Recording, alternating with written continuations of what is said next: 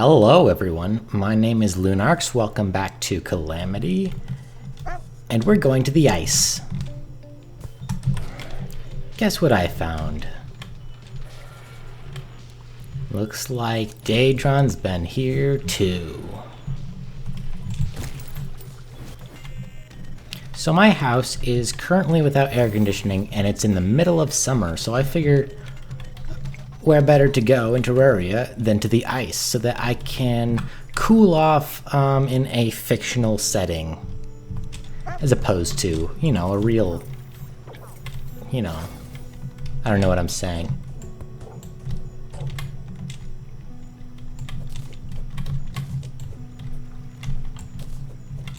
What do you have to say for yourself, Draydon? Same thing as always. I know from past experience, I need to loot everything.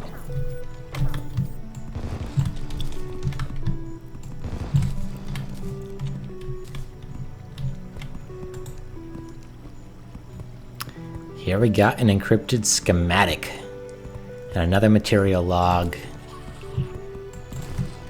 You might notice my inventory is a little bit full right now. I swear there's a reason for that.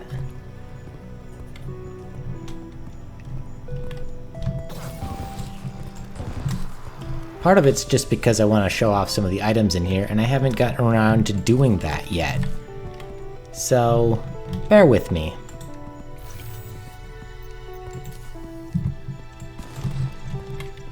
Alright, is there anything down here? There is an ice chest, an elemental ice chest. That's cool. I didn't know that could spawn down there. Or down here, rather.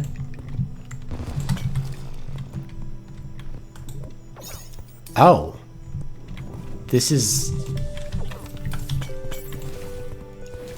I'm confused. Give me a second here.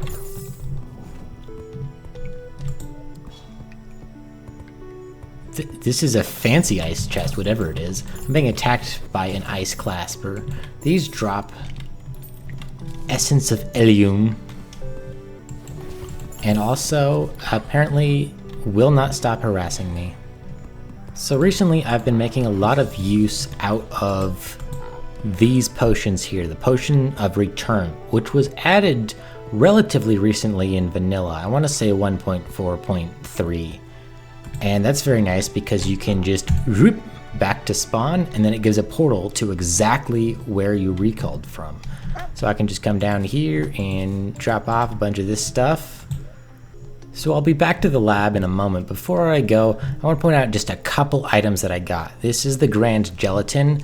I combined multiple jelly items to get it, and it was something that was foreshadowed early on as something that I could get, and I've finally gotten it.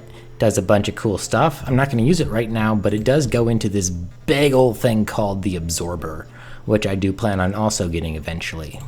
On top of that, I discovered this item called a Joyful Heart. It says, it's oddly warm, attracts the Forbidden One. I don't know what this is, but it sounds fun. I assume it's a pet? That's the Forbidden One.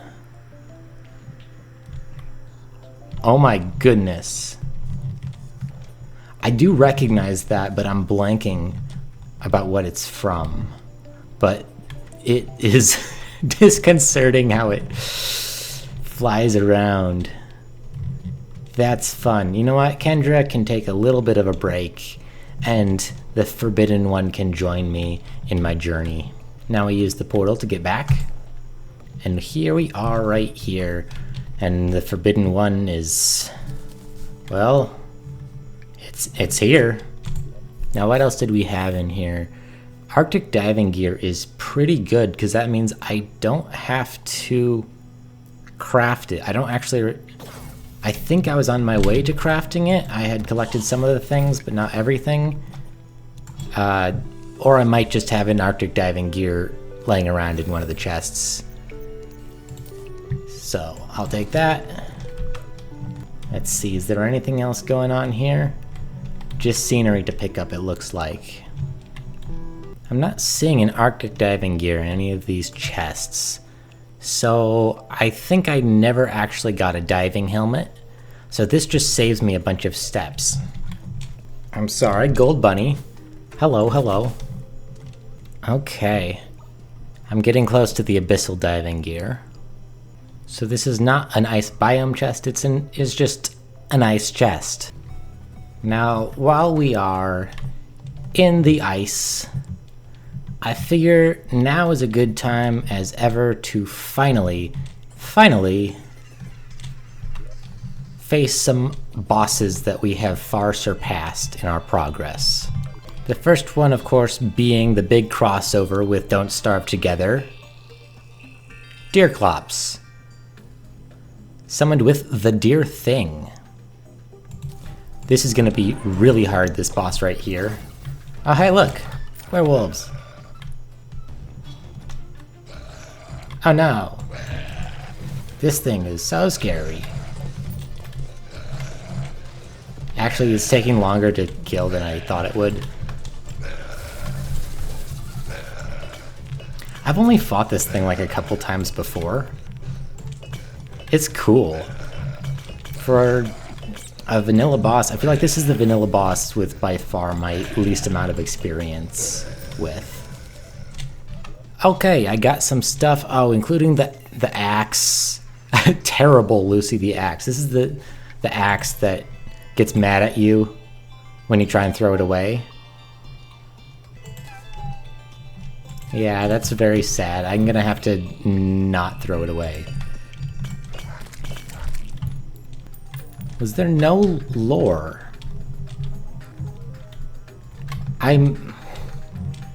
Listen, I have skipped so much lore recently. Please tell me there just isn't Deerclops lore at this time. I mean, it is kind of funny that it would be applying lore, because Calamity has been applying new lore to bosses from vanilla Terraria, so existing creatures that have their own lore, but Calamity is adding new, different lore to those bosses. It is a little bit different when it is adding lore to a boss, like a crossover boss from a different game entirely. So I'm just going to hope that no lore showed up and I did not miss anything. Now, however, it is time for a Calamity boss, and as always, it has its own music.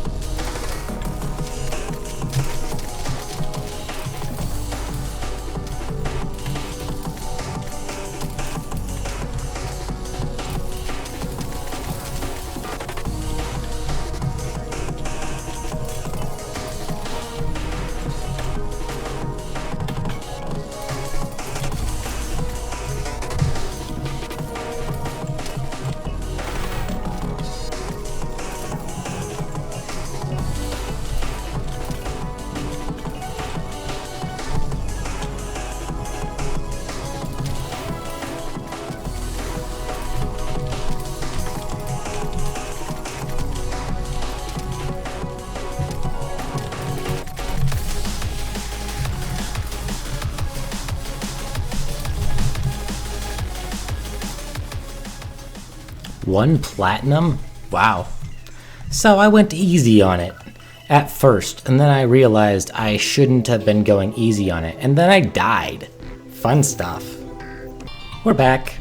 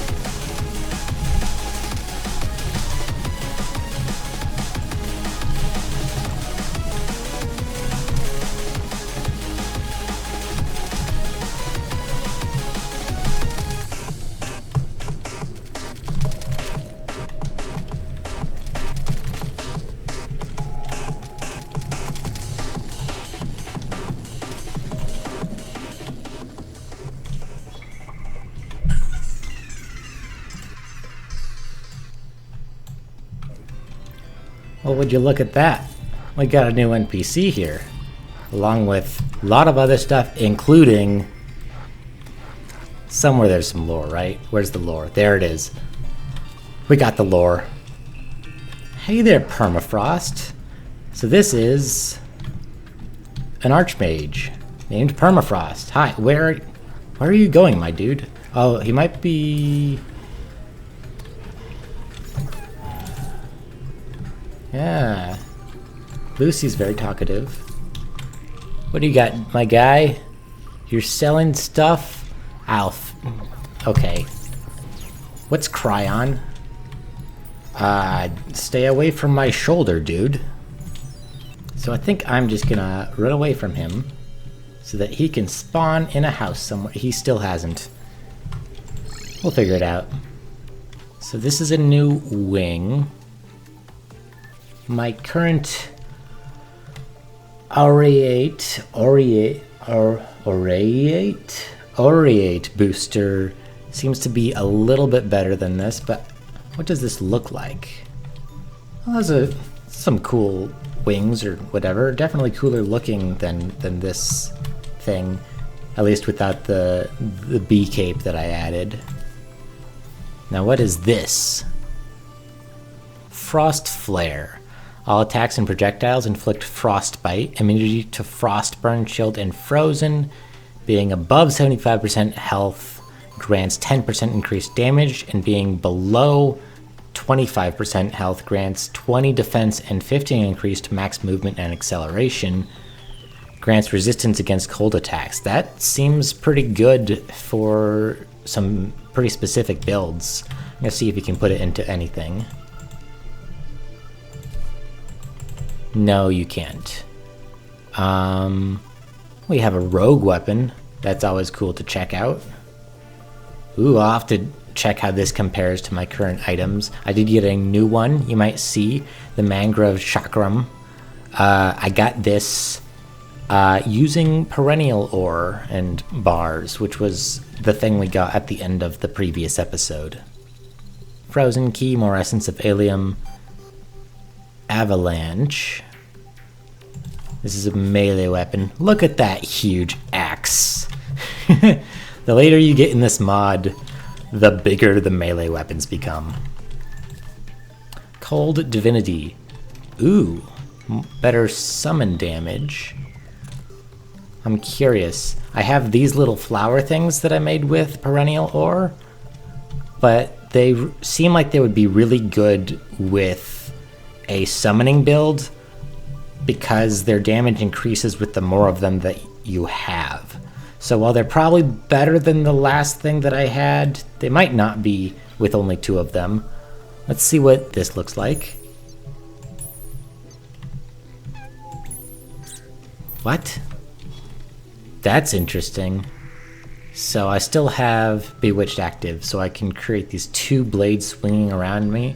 That's pretty interesting for a summon. It doesn't, like, go anywhere. Like some of the other things just fly all around the screen and kill things. This is just around you, but I kind of like this. I might use this a bit. Again, if I had a lot of minion slots, this would be really good. Just this spinning wheel of blades around me. Random stuff. Perfect place to put Lucy. Goodbye.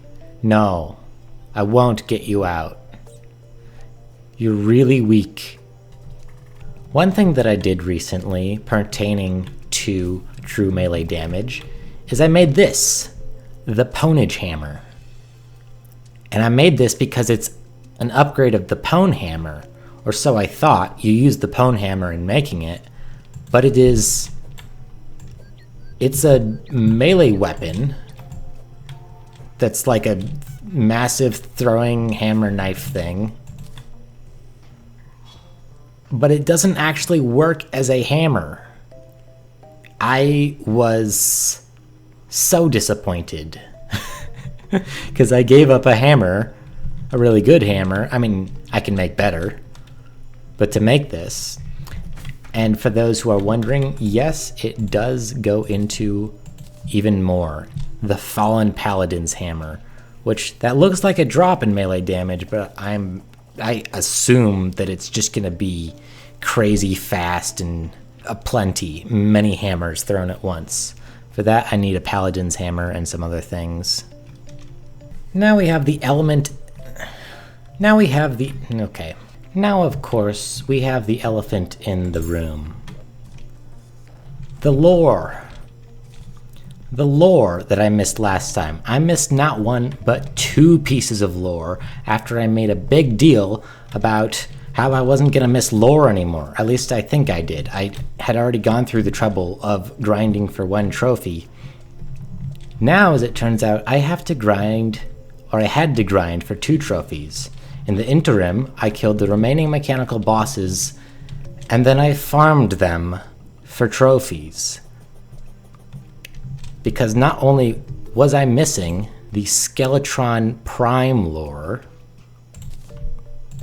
but I missed the lore for the mechanical bosses as a whole, so I had to farm for an additional trophy to make this. So now we have a nice set of lore to get through today. And I'm thinking this will finish off the episode. I was gonna get around to making the cell phone. You know what? No, yeah, I'm gonna do that. Cell phone time. Here we got the PDA, Public Display of Affection. And it's brisk. And then we have the cell phone, which is always an item that feels so good to craft. This, for those who don't know, this is a vanilla item that works as your mirror, but also gives you all the information that all the items that go into it give you. So the time, the moon phase, the weather, the number of enemies nearby, how many of the last enemy you killed have you killed, and all this stuff, all these details, and I can turn them off, and I probably will. A lot of them, but it's just a really fun thing to have access to. It feels really good to put together. And it frees up some inventory space, just a little bit.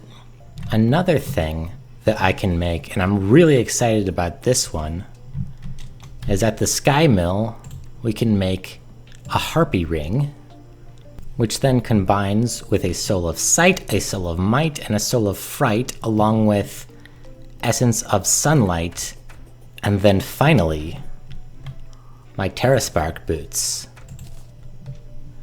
And we can make something I've been looking forward to for a long time, Angel Treads, which is the step up from the Terraspark boots.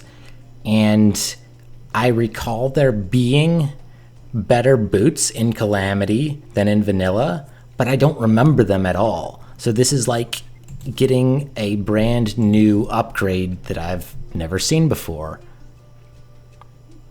It appears to be mostly the same, but maybe some extra speed and increased flight time, and that's always cool. Let me turn on visibility, see what they look like. This is pretty cool. I mean, mostly just white shoes.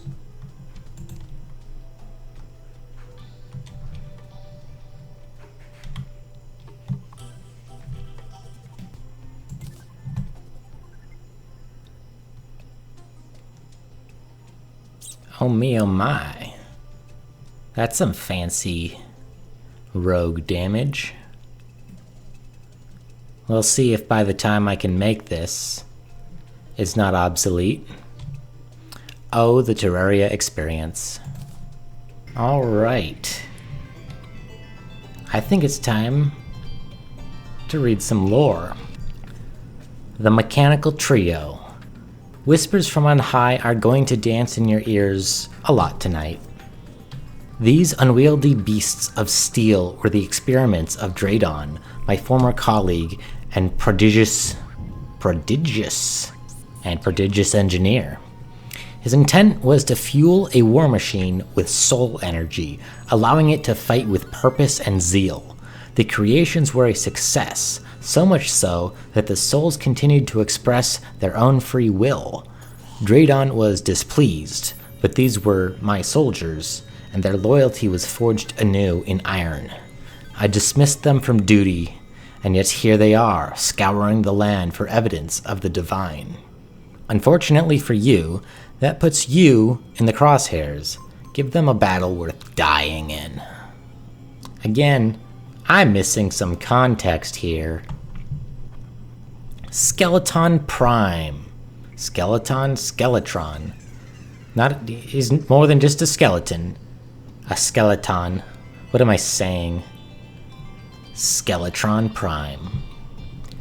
So consumed by hatred were some souls that they pledged they would do anything in my name. Their devotion was unerring, absolute. No atrocity was beyond them. Their vengeance knew no bounds. I organized them into shock troops, dreaded for their flamethrowers and incendiaries. Leveling places of worship and torching those falsely devout, their expertise lay in unmaking faith with flame. Draydon understood well. For them, he crafted a visage so grim it evoked oblivion itself. Yeah, Oblivion, as a game, hasn't aged well, so that's a scary thing to evoke. Also, these spikes do move. They don't just act as a shield. That's cool.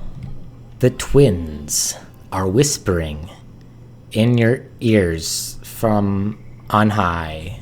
Something about dancing. Not all of warfare is open combat. Logistics and intelligence are paramount to decisive victory. These machines are my finest scouts and agents, reborn in a form that gives them sight unrivaled. Archers or snipers, spies or assassins, an enemy is only as safe as you allow him to be. Draydon understood well that the only fair fight is the one you win. His assistance was infallible, and his calculus cold and cruel. Not even the most evasive target stood a chance. For those who are not as familiar with vanilla Terraria, the twins are like the Eye of Cthulhu, but it's two massive eyes, and about halfway through the fight, they both reveal themselves to be fully mechanical, and that's some context here. It's interesting that in the Calamity version of the lore, it makes it seem like the mechanical bosses, the mechanical trio, are not necessarily three separate entities, or four if you split the twins, but just they're different versions of constructs, which is why you can fight them over and over again. Of course, you can fight anything over and over again, so I don't know what I'm saying. I mean, I do know what it... Moving on. The Destroyer whispers on high that he wants to dance in your ears. The God-Seeker Knights of my company were far and away my finest soldiers.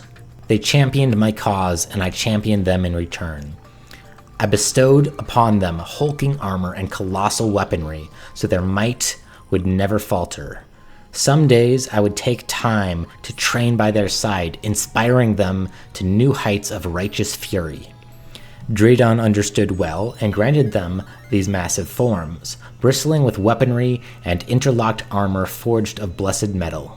While in truth it was repurposed mining equipment, their sheer presence on the battlefield was immense. So this does seem to confirm, again... Oh, hello, mechanic. What are you doing over here? What? Are you in love with me?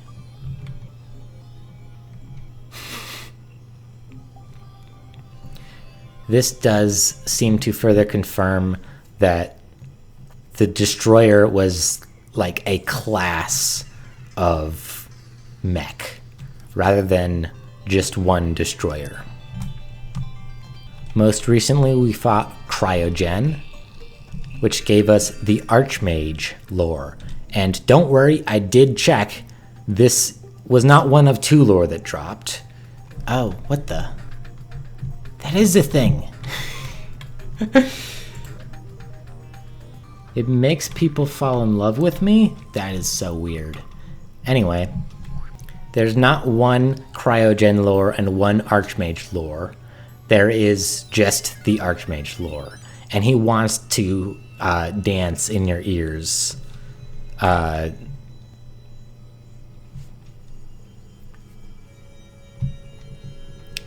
He yet lives?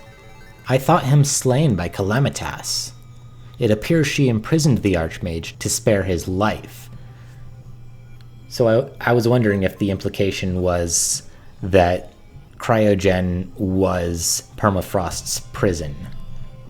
And we killed the prison and freed Permafrost. I guess that's why he, showed up. I assumed that frigid mess was an old construct of his, running amok without its master to shepherd it. Permafrost was an old ally of mine, wielding the prestigious title of Archmage and great renown.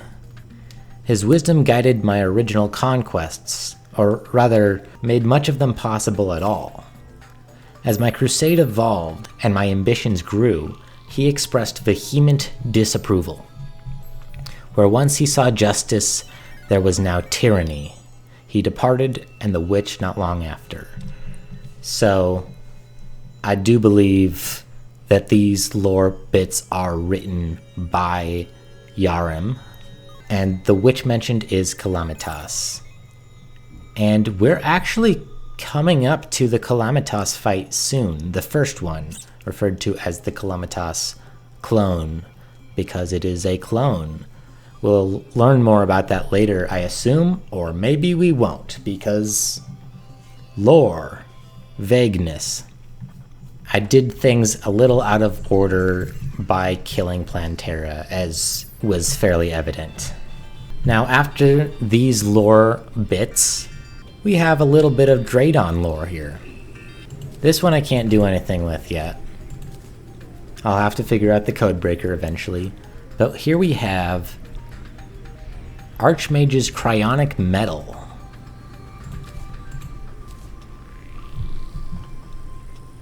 I love the art in these things. It's so... I don't know how to describe that art, but it's reminiscent of old PC games, early indie games. Maybe the kind of art you might see in a DOS game. Hey look, there's an ice golem attacking me. A freezing tundra where only creatures that have adapted to the sub-zero temperatures thrive. Few sapient beings have ever permanently resided here, save for miners and the Archmage. With this in mind, Yarim has requested I observe this place for oddities due to the armies largely having glossed over this location. To note, we just read lore from Yarim about this location and the Archmage. Additionally, I have been requested by the Archmage to perform studies on his frigid metals. There is little else to do in this frozen wasteland, and so his request has been accepted.